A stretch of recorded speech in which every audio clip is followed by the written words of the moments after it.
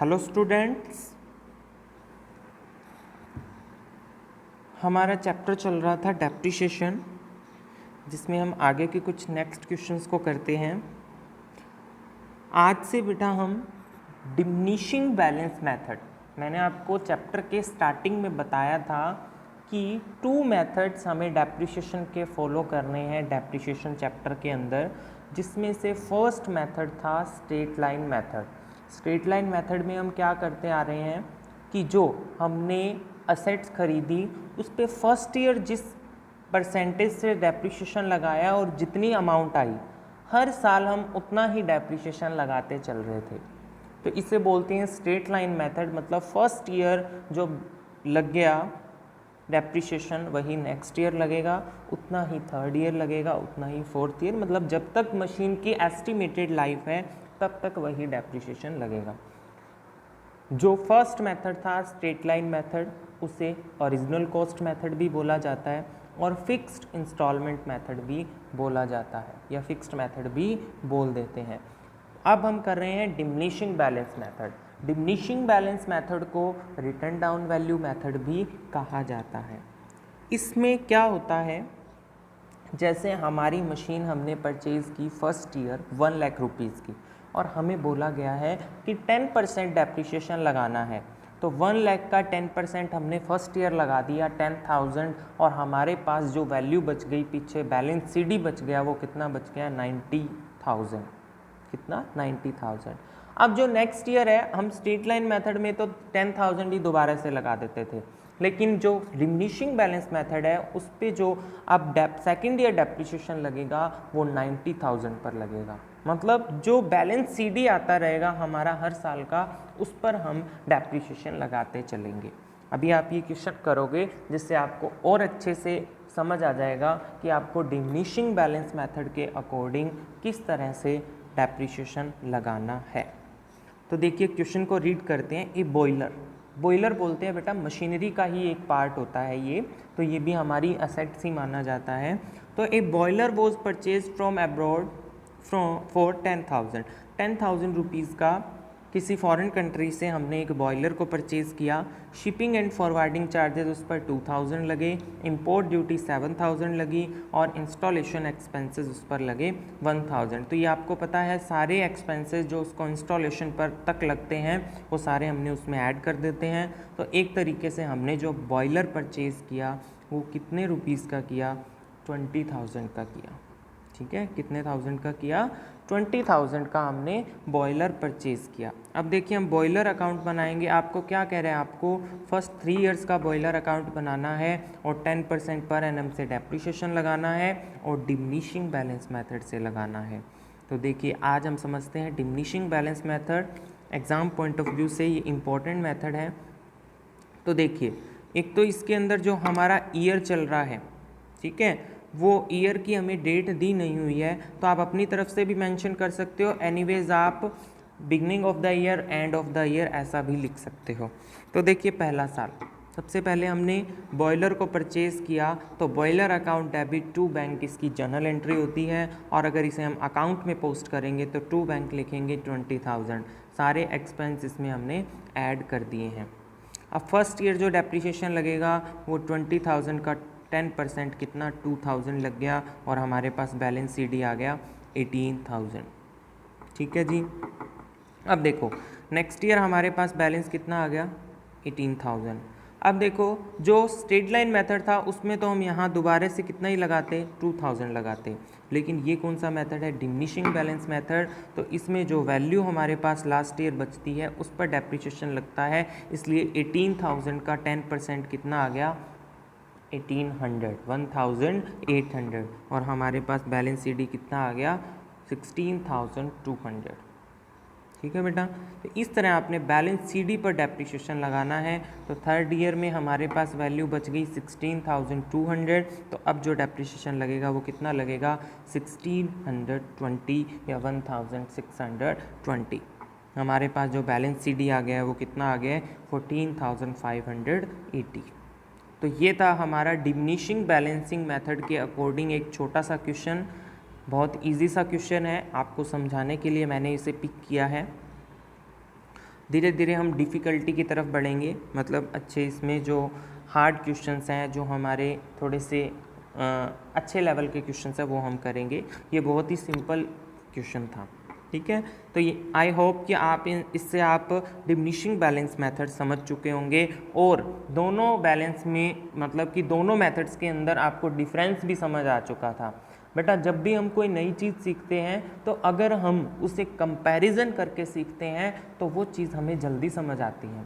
तो आप इस मेथड को स्ट्रेट लाइन से कंपैरिजन करके समझिएगा कि सर स्ट्रेट लाइन में ये होता है, डिमिनिशिंग में ये होता है। तब आपकी ये चीज़ दिमाग में सेट बैठ जाएगी कि आपको स्ट्रेट लाइन में क्या करना है और डिमिनिशिंग में क्या करना है, ठीक है। चलिए हम हमारा एक क्वेश्चन और देखते हैं। क्या लिखा है, बाबू purchased on 1 April 2017 a machine for 6000। एक बाबू हैं कोई, उन्होंने परचेज़ किया एक मशीन को 6000 रुपीज़ की, और कब किया, 1 अप्रैल 2017 को। उसके बाद on 1 October 2070 he also purchase another machine for 5000। उन्होंने एक मशीन और ख़रीद ली इसी साल के दौरान, अक्टूबर 1 को 5000 रुपीज़ की। और ऑन अक्टूबर 2018 मतलब कि next year he sold the machine purchased on 1 April 2017, मतलब कि जो शुरू में उन्होंने परचेज़ की थी उस मशीन को उन्होंने 1 अक्टूबर 2018 को क्या कर दिया, बेच दिया, सोल्ड कर दिया। उसके बाद it was decided that depreciation at the rate of 10% per annum was to be written off every year under diminishing balance method. तो चलिए अब हम इस क्वेश्चन को सॉल्व करते हैं। क्वेश्चन हमारा शुरू होता है यहाँ से। तो सबसे पहले 2017 अप्रैल 1 को पहली मशीन परचेज़ की गई 6000 की, अक्टूबर 1 को दूसरी मशीन परचेज़ की गई 5000 की। अब हम 6000 वाली पे कितने परसेंट लगाएंगे, 10% लगाएंगे। कितने परसेंट डेप्रिसिएशन लगेगा, 10% लगेगा। तो 6000 का 10% 600 सीधा आ गया। उसके बाद 5000 वाली पर कितना लगेगा, 500, लेकिन देखिए इसे अक्टूबर में परचेज़ की गई है इसलिए जो डेप्रिसिएशन लगेगा वो 6 मंथ का लगेगा, तो 250 आ जाएगा। तो 850 हमारा क्या आ गया, टोटल आ गया किसका, डेप्रिसिएशन का। और हमारे पास जो बैलेंस बच गया वो बच गया 10,150। ये बेटा एक डिजिट यहाँ पे कट हो रखा है तो ये आप कर लेना सही थोड़ा सा, ठीक है। तो ये 10,150 है। उसके बाद नेक्स्ट ईयर हमारा जो बैलेंस है हमने ट्रांसफ़र कर लिया फर्स्ट मशीन को और सेकंड मशीन को। अब हमें क्या बोला जा रहा है कि यहाँ पर मशीन को सॉल्ड कर दिया गया, कब, 2018 अक्टूबर 1 को इसे सॉल्ड कर दिया गया। तो देखिए अप्रैल से लेके अक्टूबर तक का सबसे पहले हमें डेप्रिसिएशन लगाना होगा। अब वहाँ तो हम क्या करते थे, सीधा जितने मंथ का जितना डेप्रिसिएशन लगा रहे होते थे उसको मंथ के अकॉर्डिंग कन्वर्ट कर देते थे, लेकिन यहाँ हमें इस वैल्यू पर डेप्रिसिएशन लगाना है। तो पहली मशीन बेची है वो कितने की थी, 5400, जिसका 10%, ठीक है। उसके बाद कितने महीनों का लगेगा, अप्रैल मई जून जुलाई अगस्त सितंबर, 6 मंथ का लगेगा। कितना लगेगा, 6 मंथ का लगेगा। तो हमारा जो डेप्रिसिएशन आ जाएगा वो आ जाएगा 270। कितना आ जाएगा, 270 आ जाएगा, ठीक है। जो हमारा डेप्रिसिएशन आएगा वो कितना आएगा, 270 आएगा सर। तो देखिए अब कोई मशीन वर्किंग नोट में देख लेते हैं ये चीज़। कोई मशीन कितने की थी, 5400 की थी, 270 उस पर डेप्रिसिएशन लग गया तो उसकी बुक वैल्यू कितनी आ गई, 5130, और उसको सेल कितने में कर दिया, 4000 पर। तो हमें लॉस कितना हो गया, 1130 का, 1130 का। तो 4000 इसके कहाँ चले गए, बैंक में, और 1130 प्रॉफिट एंड लॉस में। और हाँ अब हम क्या करेंगे, इस मशीन की कहानी यहाँ ख़त्म हो गई है, इस मशीन पर डेप्रिसिएशन लगा देंगे। तो 4750 का 10% कितना, 475, और हमारे पास बैलेंस बच जाएगा 4275, ठीक है। तो इस तरीके से आपको 19 नंबर क्वेश्चन सॉल्व करना है। तो हमने 2 क्वेश्चन सॉल्व कर लिए हैं। अब हम एक क्वेश्चन और सॉल्व करते हैं 20 नंबर। देखिए क्या कह रहा है कि X bought a machine for 25,000 on which he spent 5,000 for carriage and freight, 1,000 for brokerage of middleman, 3,500 for installation and 500 for an iron pad। तो हमारी जो मशीन हो गई है टोटल कितने की हो गई है सर? 35,000 की हो गई है। 25 की उसकी कॉस्ट प्राइस था, बाकी उसके इंस्टॉलेशन एंड अदर एक्सपेंसेस हो गए हैं। तो टोटल मशीन हमारी सर कितने की हो गई है? 35,000 की हो गई है। उसके बाद the machine is depreciated 10% per annum on return down value basis. देखिए यहाँ नाम चेंज कर दिया है, लेकिन आपको पता है पहले से, आप सब इंटेलिजेंट हैं कि सर डिमिनिशिंग बैलेंस मेथड को ही रिटर्न डाउन वैल्यू मेथड कहा जाता है, इसलिए हम कंफ्यूज नहीं होंगे, हम उसी मेथड से इस क्वेश्चन को सॉल्व करेंगे। क्या कह रहा है? अब जो ये मशीन खरीदी थी, after 3 years the machine was sold to Y for 30,500 and 500 was paid as commission to the broker through whom the sale was effected. अब इसी मशीन को 3 years के बाद बेच दिया कितने में? 30,500 में, लेकिन 500 किसके? कमीशन के पे किए ब्रोकर को। तो एक तरीके से ये मशीन के पैसे हमें कितने मिले? सिर्फ 30,000। तो हम सेल वैल्यू कितनी मानी जाएगी? 30,000 ही मानी जाएगी। हम जो इस मशीन को सोल्ड करने पर जो प्रॉफिट या लॉस निकालेंगे वो 30,000 के अकॉर्डिंग निकालेंगे, क्योंकि 500 तो हमने ब्रोकर को पे कर दिया। ठीक है, चलिए क्वेश्चन सॉल्व करते हैं। सबसे पहले फर्स्ट ईयर टू बैंक 35,000 हमने मशीन को परचेज़ किया। कितने में किया? 35,000 में किया। अब इस पर हमने डेप्रिसिएशन लगा दिया कितना? 3,500। उसके बाद बैलेंस सीडी आ गया हमारा 31,500, जिसको हमने नेक्स्ट ईयर ट्रांसफ़र कर दिया। अब आपको पता है हम कौन सा मेथड कर रहे हैं sir? Return down value method कर रहे हैं। कौन सा मेथड कर रहे हैं? रिटर्न डाउन वैल्यू मेथड कर रहे हैं। तो उसके अकॉर्डिंग जो हमारा डेप्रिसिएशन लगता है वो किस पर लगता है सर? जो वैल्यू हमारी बैलेंस सीडी होती है, मतलब कि जो रिटर्न डाउन वैल्यू बोलते हैं या जिसे बुक वैल्यू बोलते हैं सर, जो हमारा नेक्स्ट डेप्रिसिएशन लगेगा वो बुक वैल्यू पर लगेगा। तो कितने परसेंट लगेगा सर? 10% लगेगा, क्योंकि क्वेश्चन के अंदर 10% दिया हुआ है। तो अब हम डेप्रिसिएशन लगाएंगे तो कितना आ जाएगा? 3,150 हमारा डेप्रिसिएशन आ जाएगा। और हमारे पास बैलेंस सीडी कितना आ जाएगा? 28,350। ओके स्टूडेंट्स, ठीक है। अब देखिए उसके बाद हमने नेक्स्ट ईयर इसको ट्रांसफ़र कर दिया। आपको पता है जो हमारी मशीन सोल्ड आउट की गई थी वो 3 years के बाद की गई थी, तो हमें 3 years तक पहुंचना होगा, उसके बाद हम इसे सॉल्व करेंगे।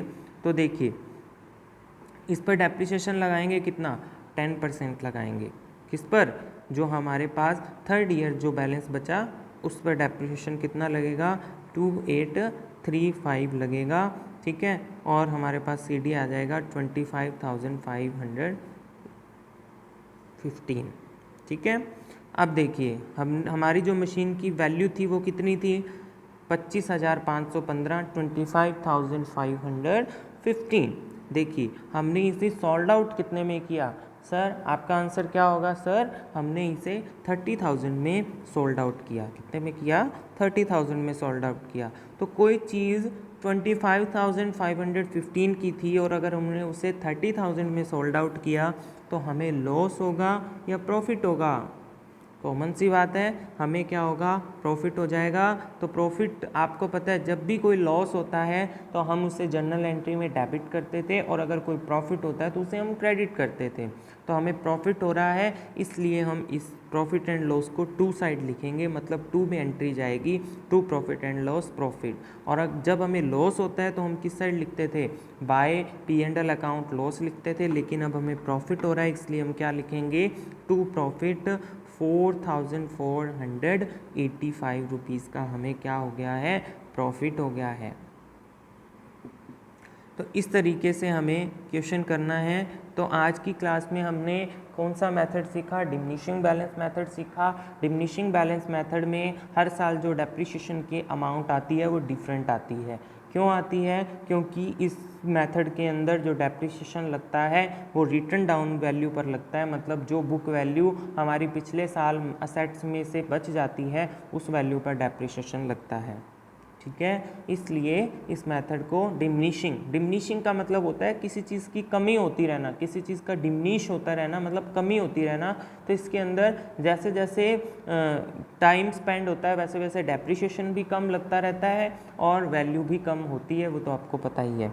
ठीक है, और स्ट्रेट लाइन मेथड में जो पहले साल डेप्रिसिएशन लगा है वही दूसरे साल, वही तीसरे साल, वही चौथे साल, हर साल सेम वैल्यू से लगता है। लेकिन डिमिनिशिंग बैलेंस मेथड में सेम वैल्यू से ना लगकर क्या लगता है, अलग अलग वैल्यू आती है। और ये भी कंफर्म है, ये भी श्योरिटी है कि जो डेप्रिसिएशन है, अगर हमने पहले साल का 10,000 फाइंड किया है तो दूसरे साल का 10,000 से कम आएगा, कभी भी 10,000 से ज़्यादा नहीं आएगा। इस बात का ध्यान रखना। जो हमेशा जो डेप्रिसिएशन है पहले साल सबसे ज़्यादा, फिर उससे कम, फिर उससे कम, फिर उससे कम, इसीलिए इस मेथड को क्या बोला गया है, डिमिनिशिंग बैलेंस मेथड बोला गया है। बेटा थोड़ा सा ये जो चैप्टर है वो एग्ज़ाम पॉइंट ऑफ व्यू से इम्पॉर्टेंट भी है, प्लस ये चैप्टर थोड़ा सा पजल करने वाला भी है, क्योंकि इसके अंदर जब 2 या 3 मशीनें दे दी जाती है, अभी तो और क्वेश्चन हम डिफ़िकल्टी की तरफ बढ़ेंगे तो आपको और थोड़ा सा हार्ड लगेगा। तो इस चैप्टर पे थोड़ी सी अपनी जो मेहनत है उसको ज़्यादा करिए, प्रैक्टिस में ज़्यादा लेकर आइए इसे। जितनी ज़्यादा आप प्रैक्टिस करोगे किसी चैप्टर की उतनी ज़्यादा आप उसमें परफेक्ट हो जाओगे। ठीक है, तो मिलते हैं हमारी नेक्स्ट वीडियो में। तब तक के लिए good bye, stay happy, stay healthy, bye bye.